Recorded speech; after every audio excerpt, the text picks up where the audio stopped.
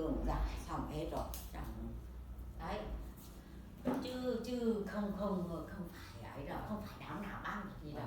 Em cũng vậy đấy chứ, bây giờ nhiều chỗ là em đi cho mấy lần rồi, mình họ đi cho mình đi cho họ rồi, xong rồi bây giờ ai đâu. Bây giờ phải không? Chứ không phải.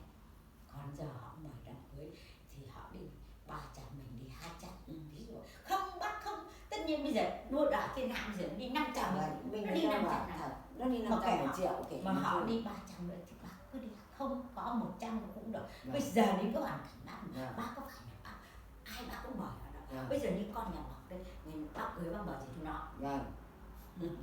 Bây giờ bác ăn cỗ bác đi vừa cái cửa tiền thôi, chứ tất nhiên tao cũng muốn phấn tụi bác để chơi. Bây giờ có không tao có phải không? Bây giờ không công nợ. Em đã bảo là những cái đứa không công nợ, bây giờ bác có phải là bác cưới chúng nó bác mời. Nó đi cho bác 500 rồi, bây giờ bác phải giải 500. Nhưng mà ngày này nó đã có vợ đâu. Đấy, vậy cho nên em bảo nó không ấy gì đâu.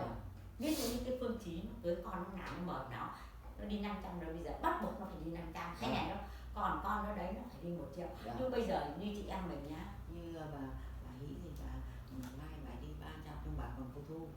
Mình có đâu. Vậy cho nên bác không thể ấy được. Tôi đã bảo này này, mai thôi cũng 700 và 200. Em cứ tham gia với bác. Bác có, nếu như bác có trong tay bác có 1 triệu đây, nhưng bác chỉ đi 200. Còn bác để cho khác đáng vác chứ không phải là bác không có đủ 300 đâu. Nhưng mà mình phải nhìn cửa mình đi.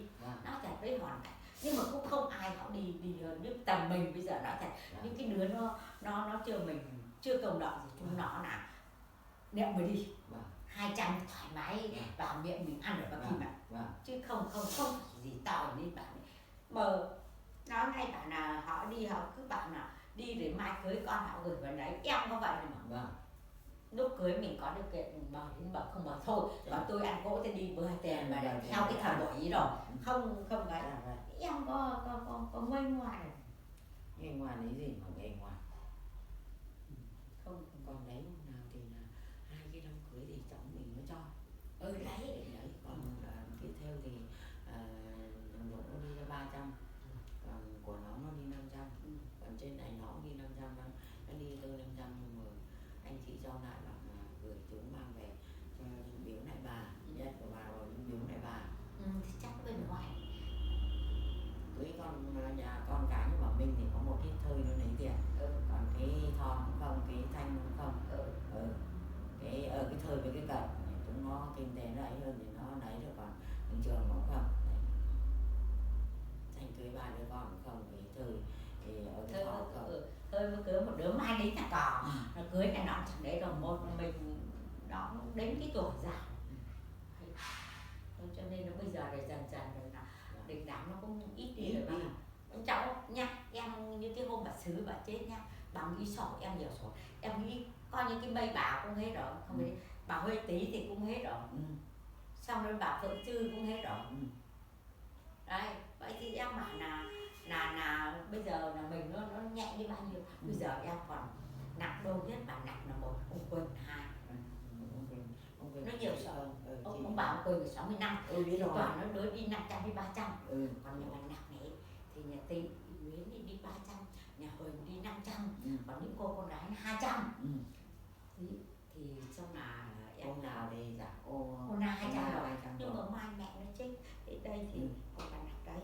Đấy, rồi còn là như cái Quế thì là hồi nọ không biết là ông bảo ông Hà chết là em đi vào này mới 300 mấy trăm thì hôm bà Nguyện đây thì mới đi 500.